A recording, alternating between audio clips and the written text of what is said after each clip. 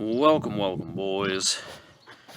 This is a video reference my iron bull bumper. It finally came in, and boy, is that thing heavy. So I imagine once I put it on the front of this thing, if you think this thing's raked now, and trust me, it is, especially with these beastly load-adjusting shocks in the back that rake the rear end and bring it up. But you can't see so good from here because I can't get a good view of the side of the truck from a distance, but trust me, it is raked.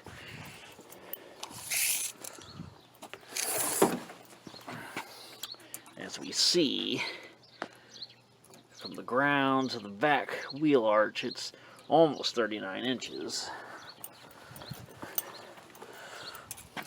For the front, it's about 34 and a half. On the driver's side, the passenger side, it's actually under 34 inches. It's about 33 and 3/4. And then on this back, it's actually 38 and a half-ish, give or take. Now, it's really hard to judge exactly,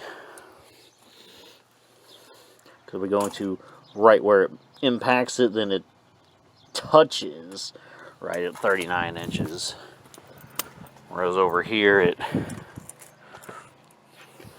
touches 34 and a half. And over here it touches about 35 and a quarter. And then here it touches at about 39 and a quarter. So, I don't know. But in any case, we're going to have to get this big behemoth on this thing, see how much more it sags, and then figure out how we're going to address that. But this video is going to go out because I want to hear what you guys think I should do before I mount this thing in order to decrease the sag. This is a torsion bar set up because it's the four-wheel drive. So it just has a shock absorber here with no spring.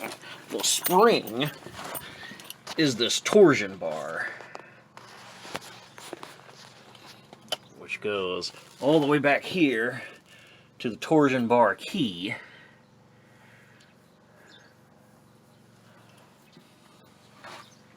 And so my question of the day is,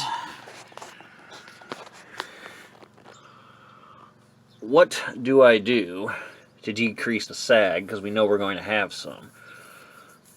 Should I crank on the key, if I can, and then the twisting motion, applying torque to it, depending on which way you go, will either raise the front of the truck or lower it? I imagine that's going to have some sort of effect on ride quality, since now you're putting more tension on the torsion bar. So it's normally twisted, so far, but now you're twisting it further. So as it's going to twist more now every time it hits a bump than it otherwise would have. I hear there's a way you can re-index the torsion bar itself, or the key, I guess, rather. I think what that means is you take the key off, you rotate it, and then put it back in, and then now you've re-indexed it so you get more turn on it when you crank on that torsion key. The other option I hear is the like you can get like a shock absorber extension to extend the shock, which would raise the front of the truck up about an inch. I don't know any other way to do it, because I can't find any like coilovers or anything for the front that would work. Plus I fear that that would be too close to the axle anyway, but maybe not. I don't know if anybody makes such a thing. And I'm also not sure if... I don't really know what else we could do to raise it. You know, because that's, you know, it's not touching the axle. It's kind of close, but I don't know. Do they make a coilover for this thing that would, you know, decrease how, you know, the amount that this would sag, is then you have to put more pressure on the front end in order to get it to sag? They make anything like that? What about a bigger shock? What if I just get a shock that is bigger somehow? If I can figure out how long this shock is and just find a shock absorber that's longer, does that work? Is that the same thing as a shock extender or better? Would that make any sort of meaningful difference? I don't know, boys. I'm just asking questions here. I'm hoping somebody watching this can give me a straight answer, because I have no idea what this bumper weighs, but it ain't that much. I can pick it up and walk around with it quite easily. That behemoth, that son of a bitch weighs probably like 180 pounds, at least 120, somewhere between 120 and 180. I'm gonna say I can't pick it up by myself. I can scoot it around and using leverage, like roll it around, but there's no way I could walk up to it and just manhandle it up. Or at least I think I can't. I mean, if I could get a grip on it maybe, but with all that bubble wrap and stuff, I can't get a good purchase on it. I need a couple people, one on one end, one on the other, to actually lift it up and move it around. So, I don't know. You boys tell me, anybody watching this, if you have Dodge Dakota or some other truck with torsion bar suspension, and you aim to put something heavy on it, or have put something heavy on it, that would cause it to sag down now, what did you do about it to bring it back up? Did you just drive around staring at the pavement all the time and just embrace that lifestyle?